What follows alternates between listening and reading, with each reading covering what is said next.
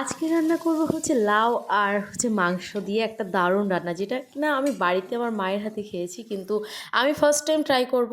তো চলুন শুরু করা যাক। সবার আগে কড়াইতে একটু বেশি পরিমাণ তেল দিয়ে ওর মধ্যে বেশ খানিকটা পেঁয়াজ দিয়ে লঙ্কা দিয়ে একটু লাল লাল করে ভেজে নিয়ে আমি মাংসটা দিয়ে দিয়েছিলাম।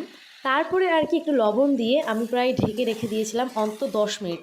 আর এদিকে আমি লাউটা এবার কেটে নেব, যে যাই হোক নাইফ দিয়ে লাউ কাটতে একটু সমস্যা হচ্ছিলো, তারপরেও এটা বাকি অর্ধেকটা রেখে দিয়েছিলাম আর অর্ধেকটা রান্না করার জন্য ঠিকঠাক করেছিলাম। যে কোনো প্রকার রেড মিট রান্না করার সময় খেয়াল রাখবেন যে লবণ দিয়ে মাংসটাকে অ্যাটলিস্ট 10 মিনিট মিডিয়াম ফ্লেমে জাল দিতে, যাতে মাংস থেকে জলটা একটু ছাড়ে, তাহলে কিন্তু মাংসের টেস্টটা অনেক ভালো আসে। এটা কিন্তু আমি আমার একটা দিদির থেকে শিখেছি। তো দ্যাটস ওয়াই আমি এইভাবে এখন মাংস রান্না করি। আর এদিকে আমি আমার লাউটা দেখুন কাটা হয়ে গেছে, ব্যাস এটাকে আমি সুন্দর করে ধুয়ে নেব। আর লাউটা এত সুন্দর লাগছিলো, কি ফ্রেশ তাই না?